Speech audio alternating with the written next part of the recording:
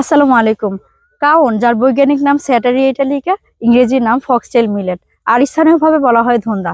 এই ধুন্দা বা কাউন ফসলের সাথে অনেকেরই শৈশবের স্মৃতি বিজড়িত রয়েছে। এই ফসলটি বর্তমানে হারিয়ে যেতে বসেছে, আর তাই বর্তমান প্রজন্মের ছেলে মেয়েদের কাছে এই ফসলটি একেবারেই অচেনা। অথচ কিছুদিন আগেও এই ফসলটি ছিল আমাদের প্রধান খাদ্যশস্য।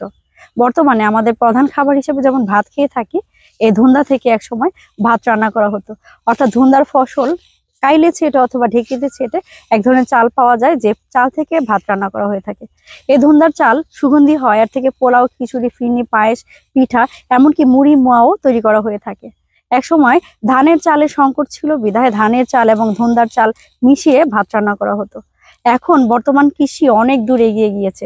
কৃষির উন্নয়নের ফলে বাংলাদেশ এখন ধান এবং চালে স্বয়ংসম্পূর্ণ এবং ধান চালে সমৃদ্ধ, যার ফলে এই ধুন্দার চাষাবাদ এখন অনেকটা কমে গিয়েছে। অথচ এই ধুন্দা ফসলের সাথে যাদের জীবনের গল্প একেবারেই ওতপ্রোতভাবে জড়িত আছে, তারা কিন্তু এর চাষাবাদ এখনো ধরে রেখেছেন। ধন্যবাদ।